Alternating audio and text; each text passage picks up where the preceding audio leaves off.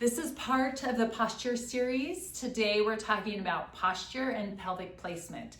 So walking around, we've all seen people that have this is called an anterior pelvic tilt, where their hips are anteriorly tilted, or we have a posterior pelvic tilt where they're really tucked under. So ideally, we want to strive for whatever our own neutral is. Obviously, everybody has a different body, but there's some landmarks that we can discuss and think about to try to work towards.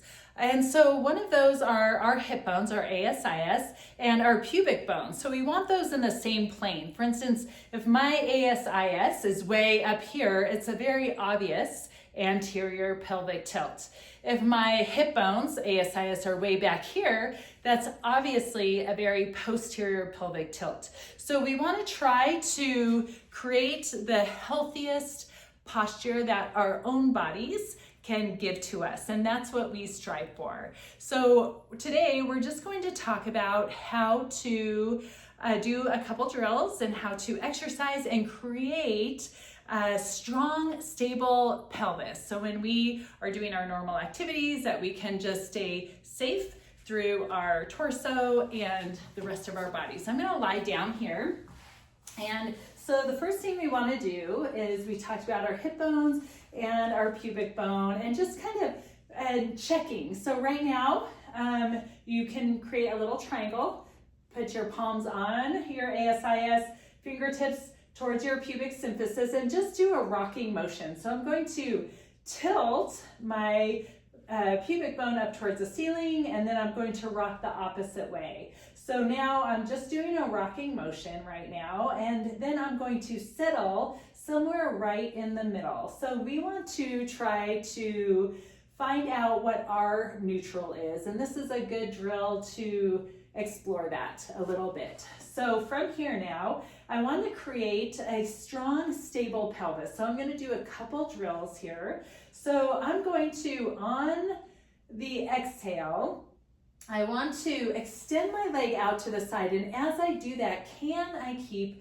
my pelvis still? And then I'm going to draw my foot back in again to the start position. In the previous posture series, we talked about breathing and posture. So we're going to take a minute and go back to that. Let's inhale through our nose. Find the rib cage expanding, and exhale deeply through pursed lips.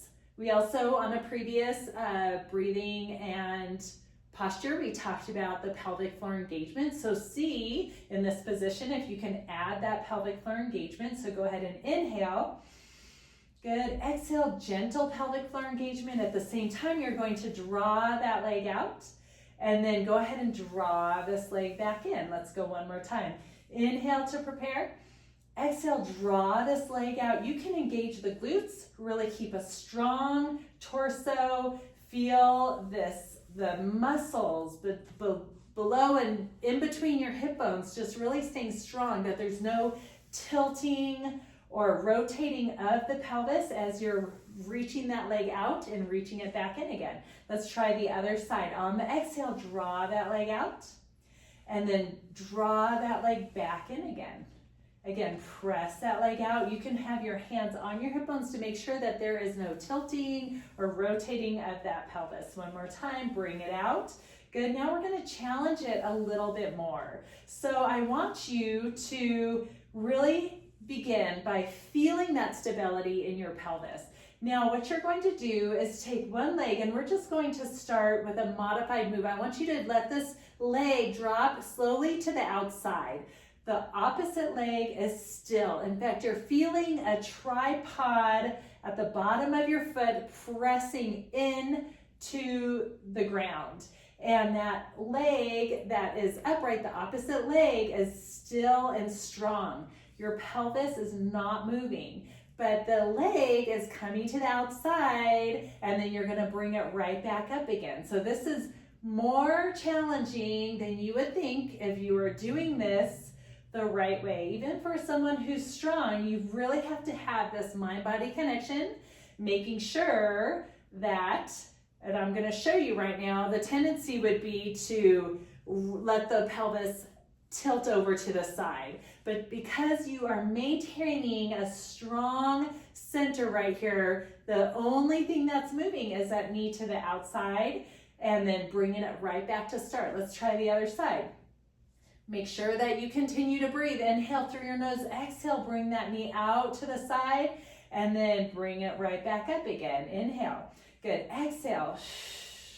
Inhale, bring it right back up. One more time. I find if I engage that glute, that's going to give me more control. I continue to press the opposite leg, that foot, into the ground to keep that stability. Also, pelvic floor and abdominal engagement.